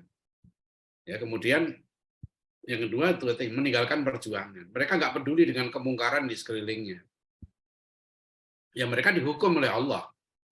Ya, itu satu bentuk hukuman. Nah, nanti umat Islam ketika dia kembali ke relnya, gitu ya. Nah, lahir generasi Salahuddin. Maka buku Dr. Ihsan Al-Kilani kan judulnya demikianlah lahirnya generasi Salahuddin dan demikianlah kembalinya Yerusalem. Jadi yang waktu itu dilahirkan para ulama bukan hanya seorang penguasa, tapi satu generasi baru. Ya, Salahuddin Ayyubi itu wakil dari satu generasi, bukan seorang diri. Ya, sama nanti Muhammad Al-Fatih juga bukan seorang diri Muhammad Al-Fatih, ya, tapi generasi Al-Fatih itu yang unggul. Nah, ini yang nanti perlu kita siapkan di situ, kelemahan tadi ya, kekalahannya karena itu. Kemudian yang kedua, kenapa banyak salah itu biasa di zaman Rasulullah lebih parah lagi. Ya, ketika perang Uhud saja ratusan orang munafik. Ya, itu selalu ada, dan ini menurut saya nggak usah terlalu menjadi agenda kita. Ya, mengapa mereka nggak suka Islam segala macam? Ya, kita usahakan menjelaskan dengan sebaik-baiknya. Mungkin mereka belum paham Islam. Ya, pengalaman saya ada kok orang yang kadang-kala dia nggak ngerti, gitu ya, anti syariat, anti ini. Ya, misalnya mereka ketika kita bilang syariat, ya di kepalanya yang muncul ya rajam, potong tangan, gitu ya. Ketika kita jelaskan, Anda tahu nggak hukum rajam itu apa? Ya, untuk bisa sampai diterapkan hukum rajam itu harus ada 4 saksi yang melihat langsung. Ya, itu pun di tengah masyarakat yang laki perempuannya tidak bebas bergaul. Ya, terjaga, ya. Hukum kholwat ada diterapkan. Jadi kalau dalam masyarakat Islam, ya, sampai terjadi perzinahan itu memang keterlaluan, apalagi disaksikan 4 orang, gitu ya. Itu hampir mustahil diterapkan hukum rajam ini. Nah, ini kadang-kadang nggak paham. Ada orang bilang ini syariat Islam begini-begini. Ah, kalau ada mahasiswi bilang, saya nggak mau syariat Islam, nanti ada poligami. Nah, jadi dia membayangkan syariat Islam itu poligami. Dia nggak membayangkan, makanya saya mengusulkan ya kalau Partai Islam itu salah syariat yang perlu kita angkat menurut saya adalah keadilan, ya, terutama keadilan ekonomi. Bagaimana Rasulullah mewujudkan keadilan ekonomi di Madinah itu luar biasa. Ya, memberikan tanggungan kepada orang-orang yang lemah, ya, mendistribusikan aset-aset yang terkumpul pada sebagian kelompok. Itu yang dilakukan Rasulullah SAW. Nah, ini yang perlu kita sosialisasikan. Kadang-kadang orang nggak paham gitu. Jadi orang benci Islam tuh ada yang memang karena nggak ngerti, ya. Ada karena memang ya sudah, kalau sudah fi qulubihim marad, di hatinya ada penyakit, itu susah yang ini. Ya sudah, kalau begitu ya sudah, ya kita bilang aja apa namanya, tinggalkan saja, karena akan selalu ada, ya. Jadi yang penting kita tunjukkan bahwa ini loh yang ideal begini, yang baik ini seoptimal mungkin. Ya, jadi kita nggak usah resah karena orang-orang begini ini nggak akan berpengaruh. Dia apa namanya, kerjaannya ya kalau sudah hasad, dengki, ya nggak suka Islam, ya udah apapun, jangankan ada kesalahan gitu ya, bener aja kan dibilang salah. Nah di sini menurut saya ya justru ya kalau kita bener kemudian dicaci maki, dihina dan seterusnya, itu malah kita terzolimi. Dan mumpung terzolimi, banyak doa, karena itu doanya makbul insya Allah. Gitu. Jadi kalau banyak orang menfitnah kita, mencaci maki kita dan seterusnya, nah itu kesempatan berdoa, itu berarti akan menang itu. Gitu. Kan kita menang itu bukan karena kita, gitu loh. Itu yang tadi Khalid bin Walid tuh bilang ya, bahwa kita menang kalau Allah bersama kita. Udah nggak usah khawatir. Insya Allah partai umat ini menang. Ya. Amin, amin, amin. Jadi menangnya gimana? Ya sudah sekarang ya Allah ridho apa enggak dengan kita, itu aja ukurannya kan. Kalau Allah ridho dengan kita, insya Allah ya menang. Karena yang akan memenangkan bukan kita. Ya tentu kita harus secara syariat harus berjuang kan, ya, terbaik. Tapi doa jangan kita lupakan, bahwa doa orang-orang yang terzolimi itu, ya. Saat ini saya suka sekali menggunakan ini ya, takut dakwatal madlumi, ya, karena sampai saya pribadi gitu ya, kalau ada satu hajat itu, saya suka minta tolong pada teman-teman saya, ustadz-ustadz di pesantren, di kampung-kampung yang nggak terkenal. Karena saya tahu ya, para guru, para ustadz kita yang gajinya sangat kecil, ya, mereka nggak terkenal, namanya nggak ada di internet, itu insya Allah doanya lebih makbul. Ya, karena mereka sedang terzolimi. Kalau ke guru-guru saya bilang ini, Anda ini semakin kecil gajinya, semakin besar peluang doanya dikabulkan. Karena potensi terzoliminya itu besar. Nah itu, jadi kalau orang mencaci maki kita, menghina segala macam, manfaatkan tuh. Ya. Kalau perlu suruh terus menghina gitu. Karena dia apa namanya, dosanya bertambah terus dan pahalanya ngalir ke kita terus. Justru kalau kita dipuji, pahala kita nggak dapet kan gitu. Jadi kalau kita dihina, ya, difitnah segala macam, pahala kita naik. Ya. Doa kita insya Allah makin terkabulkan. Ya, tapi bukan berarti kemudian kita nggak ini ya, nggak apa namanya, nggak berbuat ya, kita tetap ya. Iya ya. Baik, Ya. syukron Ustadz Adian. Ini coba saya share berita terakhir ini, Ustadz Adian.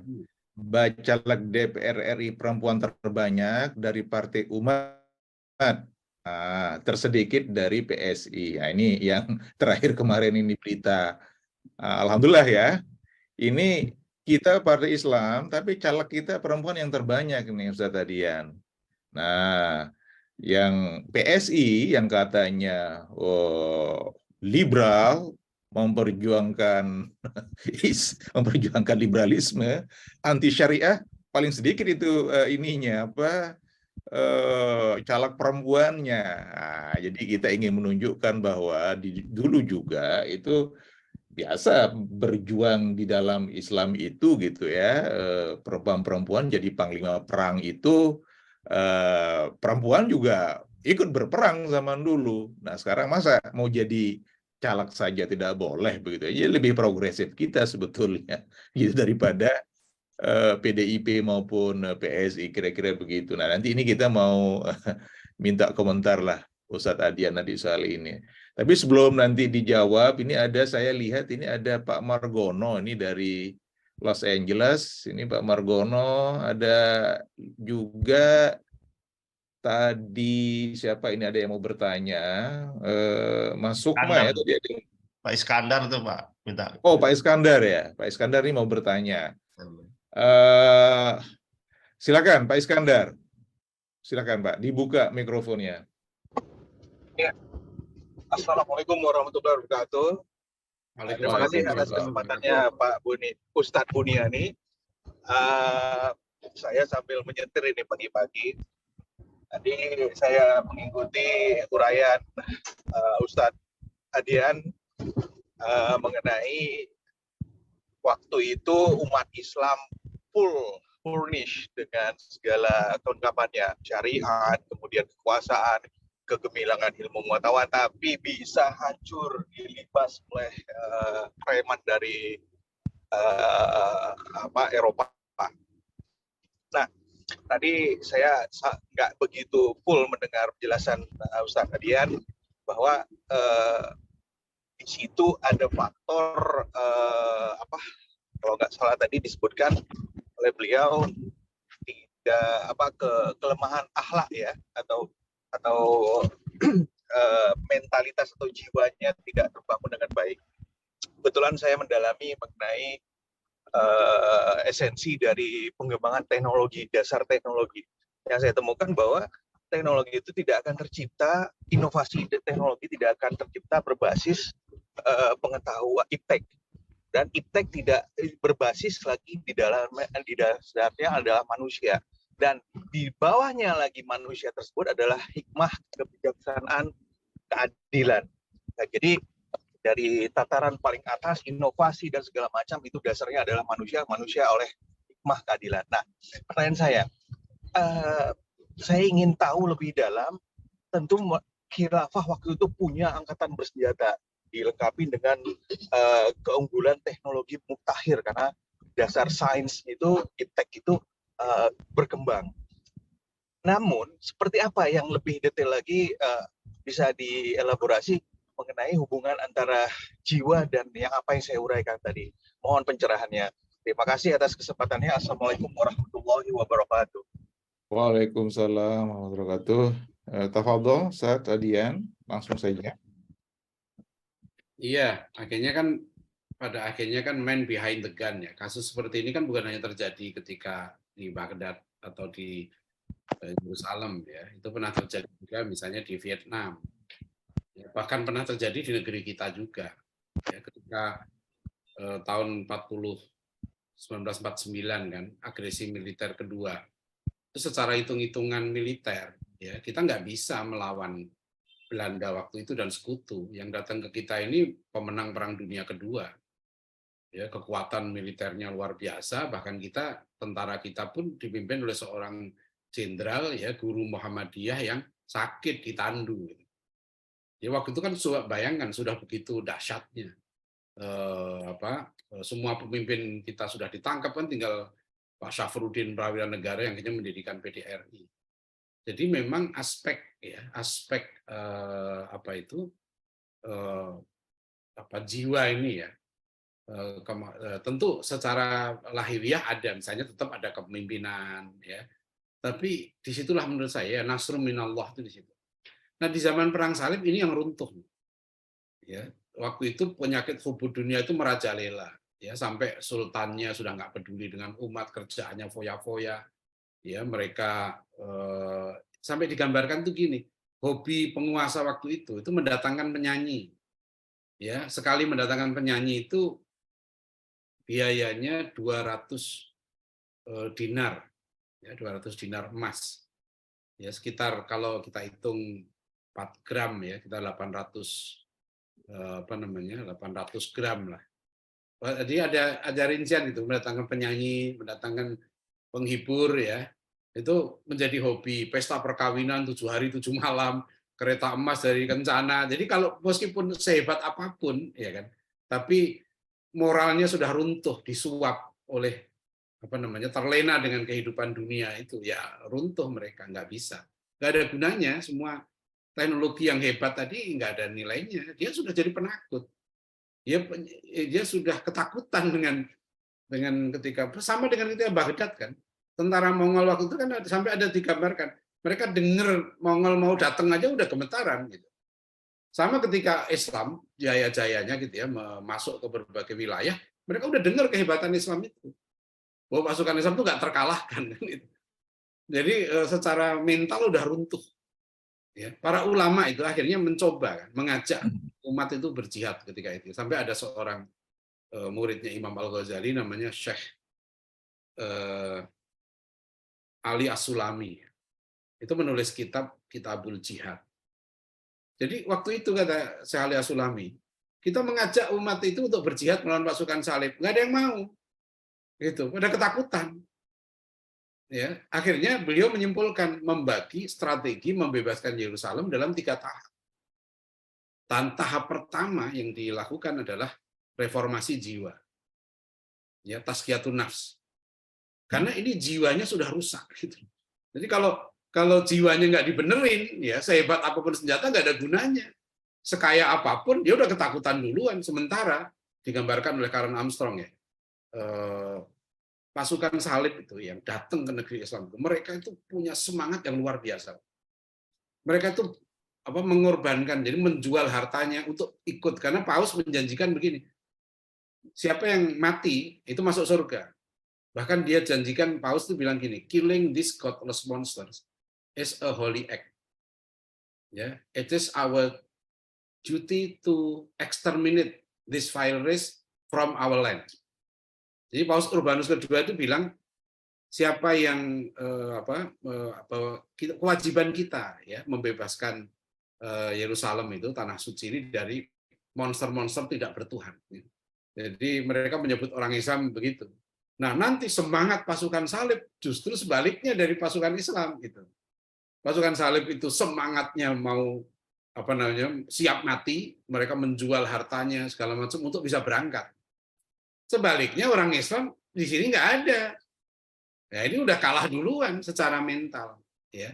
Nah sama, ya nanti di situ pembangunan jiwa itu dimulai. Ya, dan penyakit yang tadi ya disebutkan oleh Rasulullah SAW kan sama. Kalau umat Islam sudah hubud dunia, wa karahiyatul maut kan jadi buik. Ya, hadisnya kan bal antum katsirun walakinnakum gutsaun ka gutsa'is sail. Jumlah kamu banyak tapi kamu buik. Buih air yang mengalir. Nah itu Mas Iskandar ya yang saya pahami dari sejarah orang salib itu memang sudah runtuh jiwanya.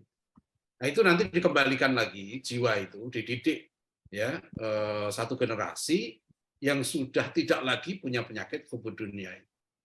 Itu yang disebut dengan Jiru Salahuddin. Ya, wallahu alam gitu. Jadi mungkin saya tambahkan Ustaz Adian, itu ada saya membaca satu artikel yang ditulis oleh seorang scholar dari Amerika. Dia mengatakan bahwa sebetulnya Cina meskipun dia itu muncul menjadi penantang Amerika menjadi superpower, tetapi Cina sebetulnya dia itu belum tidak mempunyai sifat-sifat menjadi seorang superpower, kata si scholar ini. Saya lupa namanya ya, udah lama saya baca ketika membahas tentang Amerika. Tapi mungkin maksudnya Cina ini tidak mempunyai nilai-nilai peradaban yang tinggi tadi seperti yang dipunyai Islam. Misalnya ya, kita tahu misalnya Cina apa saja dimakan itu, apa saja dimakan, mulai dari kecoa dimakan, ular dimakan, semua sampai kelelawar dimakan. Yang kelelawar ini di Wuhan itu yang menjadi epicentrum pusat penyebaran dari corona sehingga ke seluruh dunia. Nah, mungkin saya hanya menduga saja ya, mungkin apa yang dimaksud oleh scholar Amerika itu. Nah ini yang saya tadi coba saya kaitkan dengan pertanyaannya Mas Iskandar ya, soal bahwa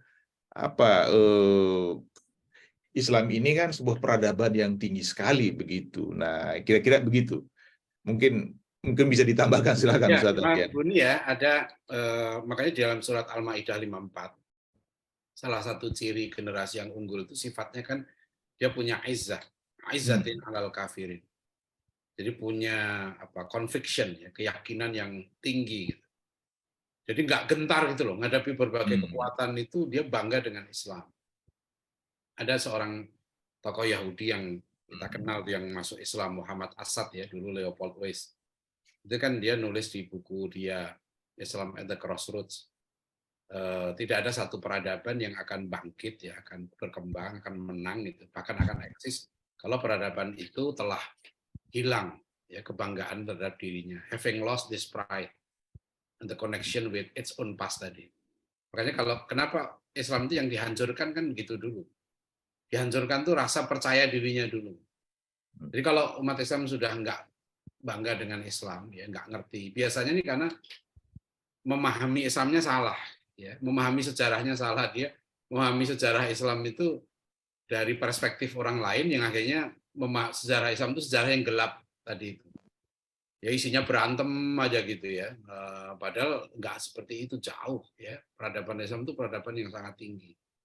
Bahkan ironinya itu bisa kita temukan di beberapa buku Karen Armstrong yang menggambarkan betapa tingginya peradaban Islam. Ya, Barat belum bisa sekarang melampaui itu, melampaui akhlak, karena prestasi tertinggi peradaban Islam itu akhlak. Islam melahirkan pemimpin-pemimpin yang hebat, ya, pemimpin seperti Abu Bakar As-Siddiq, Umar bin Khattab, Ali bin Abi Thalib, ya, nanti pemimpin-pemimpin dunia yang pemimpin itu mampu, ya, untuk menunjukkan, ya, pribadi-pribadi Muslim yang unggul tadi. Jadi ajaran Islam terwujud dalam sosok pribadi, dalam keluarga, masyarakat, sampai bangsa dan negara itu. Maka kalau kita lihat di anggaran dasar Masyumi, kan tujuannya itu. Masyumi itu tujuannya pasti dulu kan anggaran dasarnya terlaksananya ajaran dan hukum Islam dalam orang per orang, ya kan, masyarakat dan negara yang diridhoi Allah. Gitu. Jadi Masyumi itu hebat tuh merumuskan tuh. Apa tujuannya? Terlaksananya ajaran dan hukum Islam dalam diri pribadi. Nah, jadi pertama itu pribadi dulu. Ya, ajaran Islam itu baru akan terwujud menjadi rahmatan lil alamin kalau terwujud, terutama nanti wujudnya itu akhlakul karimah. Ya, sebagai contoh, sekarang ini kita harus berjuang keras karena di beberapa kali pengumuman PBB itu 5 tahun ini, negara paling bahagia di dunia itu Finlandia. Dan salah satu keunggulan Finlandia itu kejujuran gitu. Di Finlandia itu ada survei 14 dompet, ada nama, ada isinya, disebarkan di tempat umum. Yang balik ke pemiliknya itu 12. Itu tes kejujurannya begitu. Nah, silakan kita tes kejujuran bangsa Indonesia. Isi dompet 1 juta gitu ya, kasih alamat, coba taruh di stasiun, taruh di mana, di tempat-tempat umum. Nah, yang balik berapa gitu. Nah, itu tes kejujuran tuh. Ya, ini kan sebetulnya keunggulan kita ini, peradaban Islam itu dibangun dari akhlak jujur itu. Misalnya ya Rasulullah SAW mewariskan kita doa, Allahumma inni a'udzubika minal ajzi wal kasal. Ya Allah, jauhkan aku dari lemah dan malas. Itu kan sebetulnya kunci kebangkitan. Ya, kalau kunci bangsa yang kalah itu mesti dia lemah dan malas sudah. Kedua, nah kita udah dikasih clue-nya oleh Rasulullah itu kuncinya nih kalau mau menang, gitu kan. Jangan lemah, jangan malas. Nah supaya jangan lemah gimana? Ya tadi itu, ya letakkan dunia pada tempatnya. Tapi harus menang di dunia kan itu yang tidak mudah. Orang itu kan bisa menang, tapi dia serakah. Bisa menang, dia lupa diri. Ya. Nah, kita disuruh menang, tapi nggak boleh mencintai dunia karena ada pahala yang kehidupan yang abadi di akhirat itu. Wallahu a'lam bishawab. Terima kasih, Mas Ender. Ya. Baik, terima kasih Ustadz Adian. Tapi sebelum nanti kita berikan ke Pak Abdullah untuk penanya terakhir, ini saya mau kasih sedikit informasi kepada para sahabat. Ada beberapa tadi yang disinggung oleh Ustadz Adian, itu pertama soal Pew Research Center itu di Amerika, itu berada di bawah University of Maryland ya, itu itu Johns Hopkins, Johns Hopkins. Nah itu Johns Hopkins itu mempunyai sebuah sekolah namanya SAIS, School of Advanced International Studies. Nah di sana tempat sempat itu yang namanya Francis Fukuyama itu sempat mengajar di sana sebentar. Nah saya sempat ketemu Francis Fukuyama sekali waktu saya di Washington DC tahun 2002. Nah ini si Francis Fukuyama ini tadi juga disebut bukunya oleh Ustadz Adian itu The End of History and the Last Man. Itu buku yang sangat terkenal soal tesis Francis Fukuyama mengenai perbenturan gitu ya, persaingan ideologi, kira-kira begitulah yang akhirnya Francis Fukuyama menyimpulkan bahwa demokrasi liberal lah yang kemudian yang akan menjadi pemenang terakhir. Maka sebetulnya sejarah ini sebetulnya sudah berakhir, kata si Francis Fukuyama, kira-kira begitu. Nah nanti tapi sebetulnya kalau kita melihat sekarang ini perang Rusia dan Ukraina, sebetulnya tesis Fukuyama juga kemudian kelihatannya perlu direvisi gitu ya. Nah itu satu. Yang kedua, saya mau kembali lagi kepada para sahabat, itu menunjukkan buku tadi yang dibahas oleh Ustadz Adian ya, yang ini ya tadi ya. Nah ini yang Yerusalem, maaf ini kelihatannya agak ini ya. Baik, ini ada Pak Margono, ini di Los Angeles, ini salah satu simpatisan kita. Pak Margono, apa kabar Pak? Pak Margono, ini jam berapa Pak Margono? Ini kelihatannya udah. Halo Pak Margono, dibuka mikrofonnya Pak. Ya, Assalamualaikum warahmatullahi wabarakatuh. Apa kabar Pak? Alhamdulillah sehat, amin. Jenengan semua sehat? Alhamdulillah Pak Margono. Insya Allah ini, Ya. mudah-mudahan bisa bantu Ya, Parti Umat di Amerika nih Pak Margono. Amin, amin. Kita selalu satu tujuan, satu perjuangan ya, semoga menjadi amanah untuk semua umat-umat kita di dunia. Amin, amin, amin. Baik, ya. Syukron. Ini jam berapa Pak di sana? Jam 7 sini malam? Sekarang, ya jam 5 sore, masih sore. Jam 5 sore ya? Ya, ada 2 jam, ya? Karena di West Coast ya, jadi bedanya 2 jam ya? Itu ya. Iya, betul. Kita di Los Angeles. Terima kasih Pak Budi, Yani. Baik, syukron Pak Margono. Mudah-mudahan nanti bisa bantu kita Parti Umat. Ini para sahabat dari seluruh Indonesia juga ini saya kira banyak simpatisannya di luar negeri. Nah ini ada Pak Abdullah mau bertanya ini penanya terakhir ya, insya Allah sebelum kita tutup ya. Silakan Pak Abdullah. Terima kasih Bu Yani. Assalamualaikum warahmatullahi wabarakatuh. Waalaikumsalam. Waalaikumsalam warahmatullahi wabarakatuh. Syukran Ustadz Adian pencerahannya. Saya sering mengikuti tulisan-tulisan Ustadz dan Dewan Dakwah selalu mengingatkan saya kepada abah saya. Dulu ada buletinnya Ustadz ya, yang kecil itu abah saya berlangganan itu. Ini Ustadz, tadi Ustadz mengutip dari Francis Fukuyama. Memang pada The Last Man Standing itu dia mengagungkan demokrasi secara luar biasa. Tetapi kemudian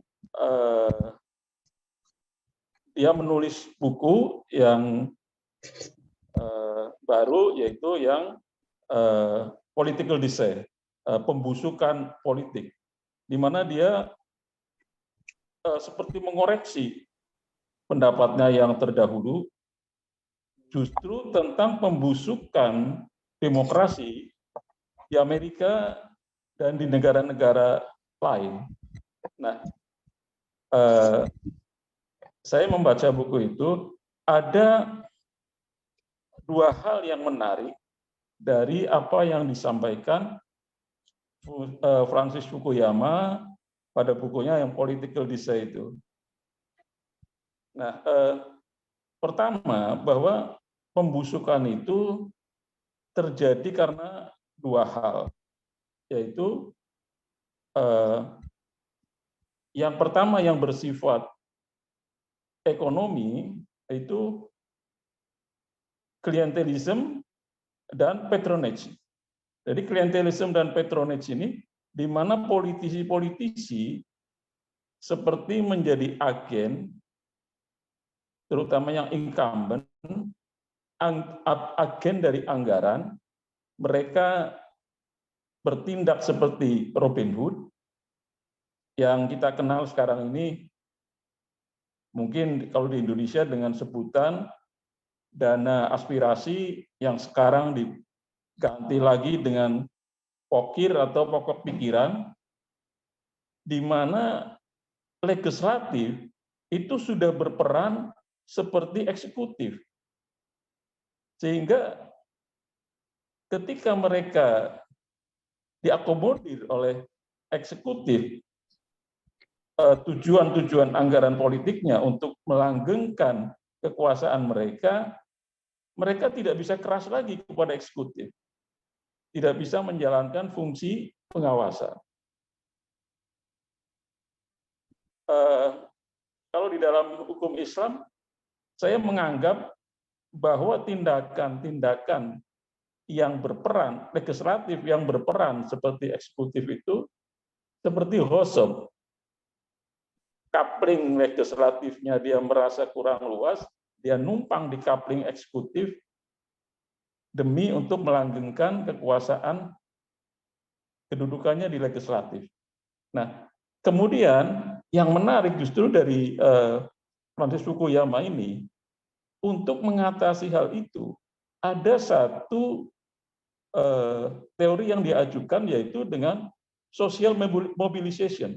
Jadi terjadinya mobilisasi sosial. Dia memberi contoh dengan Arab Spring. Nah, kalau mobilisasi sosial di dalam Islam mungkin al-jamaah ya. Nah, seharusnya kita bisa melakukan itu. Kita punya organisasi-organisasi sosial, kita punya ormas-ormas yang besar, tetapi kemudian kenapa kita tidak bisa atau belum bisa mentransformasikan social mobilization ini menjadi political mobilization. Kalau ini berhasil dilakukan, mungkin umat Islam menjadi penguasa di Indonesia. Nah, menurut Ustadz Adian, bagaimana kita sebagai jamaah, bahkan kita mengenal al-jamaah nikmah wal firqah nikmah. Kalau orang Arab mengatakan al-jamaah nikmah wal firqah la'nah. Bagaimana kita mentransformasikan umat Islam social mobilization menjadi political mobilization sehingga umat Islam bisa berkuasa di Indonesia. Terima kasih Ustaz Dian. Assalamualaikum warahmatullahi wabarakatuh. Waalaikumsalam warahmatullahi wabarakatuh. Syukron Pak Abdullah. Ini pertanyaannya. Ini kelihatannya tinggi sekali pertanyaannya. Pak Abdullah, silakan. Ya, terima kasih. Jadi pada akhirnya saya mungkin ini Pak Buni ya, Pak Abdullah, terima kasih, Masya Allah. Saya sudah dengar buku itu, tapi saya terus terang belum baca. Jadi terima kasih atas informasinya. Tapi berlanjut pada tadi Pak, mengapa umat Islam seperti kondisi sekarang gitu ya. Jadi ada satu fenomena, kalau kita lihat dari perjalanan politik umat Islam sejak tahun 55 ya, itu kan secara politik formal kepartaian itu kan tertinggi prestasinya. Kita pernah mencapai suara hampir 44% ya, kalau dilihat dari semua itu gabungan dari semua partai waktu itu. Nah, setelah itu kita masuk dan terus-menerus lah ya, secara politik formal mengalami. Tapi ada fenomena menarik ya, terutama saya melihat hikmahnya. Setelah kemudian Masyumi nggak boleh dihidupkan lagi tahun 67, bahkan tokoh-tokoh Masyumi pun nggak boleh terlibat ya, dicalonkan pun nggak boleh gitu. Apa yang terjadi kemudian ya, tokoh-tokoh Masyumi dan anggota istimewa Masyumi seperti Muhammadiyah dan lain-lain itu full terjun ke dalam dakwah dan pendidikan. Dan kemudian dari situlah lahir ya satu gerakan yang Pak Natsir kemudian Dewan Dakwah ya. Bukan hanya Dewan Dakwah, jadi 3 poros ya, poros pesantren, poros masjid dan poros kampus. Dan ini luar biasa, terjadi proses islamisasi ya secara kultural. Nah, lebih menggembirakan lagi kemudian di awal 90-an mulai terjadi kebangkitan lembaga-lembaga pendidikan Islam. Jadi kita ini kan sebetulnya kondisinya sangat parah ya, sejak politik etis 1901. Umat Islam itu mengalami rasa ketidakpercayaan diri. Terutama elit-elitnya menengah ke atas itu nggak percaya dengan lembaga pendidikan Islam.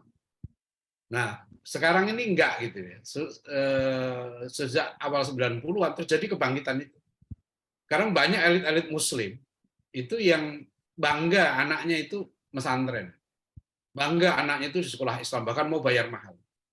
Nah, dampak dari ini muncul kemudian ya kekuatan. Maka saya tidak heran ketika survei-survei di berbagai tempat gitu ya menyebutkan ada paling enggak sekitar 10% umat Islam Indonesia yang ingin syariat itu ditegakkan. Ya. Tetapi ya ada satu tahapan lagi menurut saya itu Pak Abdullah yang harus dilakukan. Karena sifat dari ini itu baru pengakuan, baru lembaga pendidikan Islam dapat pengakuan, tapi lulusannya itu belum menjadi seperti surat Luqman ayat 17. Ya bunayya aqimis shalah wa'mur bil ma'ruf wanha 'anil munkar wasbir 'ala ma asabak inna dzalika min asmil umur. Jadi kalau dalam surat Luqman tuh baru dia 13 ya personal ya. Tauhid, kemudian adab pada orang tua dan seterusnya. Tapi ketika dia harus berjuang ya, menjadi pejuang itu, pejuang amar ma'ruf nahi mungkar, nah itu masih belum. Nah, karena ini kuatnya cengkeraman kapitalisme, liberalisme, materialisme, sekularisme itu di situ tuh. Nah, sekarang alhamdulillah saya melihat ya, mulai muncul nih. Saya sebut gelombang kedua kebangkitan lembaga pendidikan Islam. Mulai muncul lembaga-lembaga pendidikan secara Islam itu yang melahirkan anak-anak muda yang punya jati diri yang kuat terhadap Islam. Ya. Nah, persoalannya sekarang ini ya, tinggal sebetulnya bukan menunggu tuh, harus disiapkan pemimpinnya. Nah, di level penyiapan pemimpin ini yang kita belum, Pak Abdullah. Jadi sekarang masyarakat sudah siap gitu. Tapi lembaga pendidikan kita ini masih banyak di level menengah. Ya, kita belum ya melahirkan ulama-ulama yang seperti Muhammad Natsir, Buya Hamka gitu ya. Mereka lahir dari pendidikan yang sangat hebat. Muhammad Natsir itu nggak kuliah di perguruan tinggi, tapi dia dididik langsung oleh guru-guru terbaik. Dia dididik langsung oleh Hasan, oleh Haji Agus Salim, oleh Syekh Surkati. Buya Hamka itu kan 16 tahun sudah ke Jogja. Dididik oleh Cokro Aminoto. Nah, ini yang perlu, karena untuk menggerakkan potensi massa tadi ya, menjadi sebuah gerakan yang masif dan terstruktur, harus ada pemimpinnya. Nah, ini Pak Abdullah PR kita menurut saya sekarang. Ya, kita harus serius melahirkan pemimpin. Ya, jadi pemimpin nggak bisa ditunggu. Ya, jadi nggak bisa ditunggu dari langit, nggak turun. Pemimpin itu lahir dari proses pendidikan. Nah, nanti di pembicaraan khusus nih, saya tertarik itu kalau nanti bagaimana menggerakkan potensi yang sudah siap ini, gitu ya. Sekarang nunggu nih, kan gitu aja sebetulnya nunggu.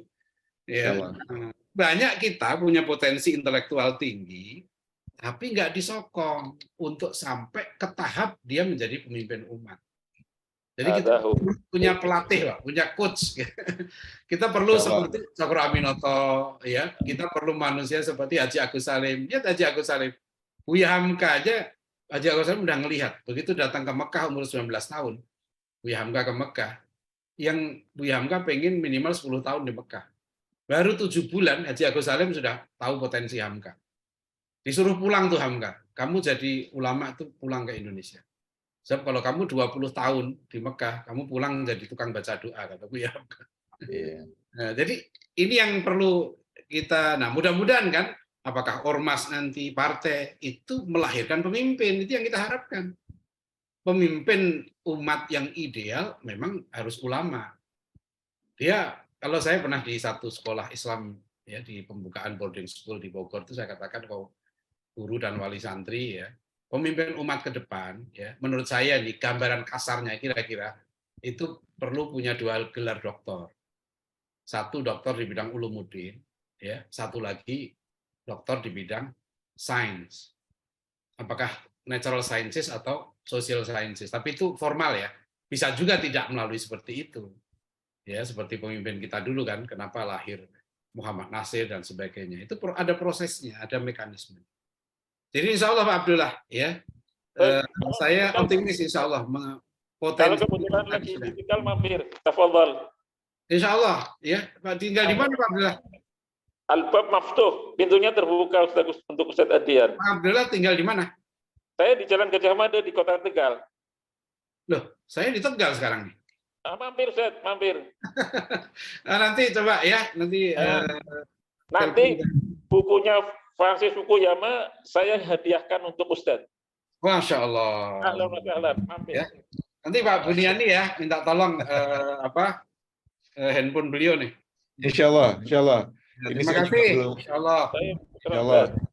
Insya Allah ini nanti calon pemimpin kita Ustaz Adian, Insya Allah ini dari Tegal, Insya Allah. Ini Insya Allah. Insya Allah. Insya Allah. Pak Abdullah Sungkar ini jadi kita punya kader di Jawa Tengah ini Pak Abdullah Sungkar. Baik.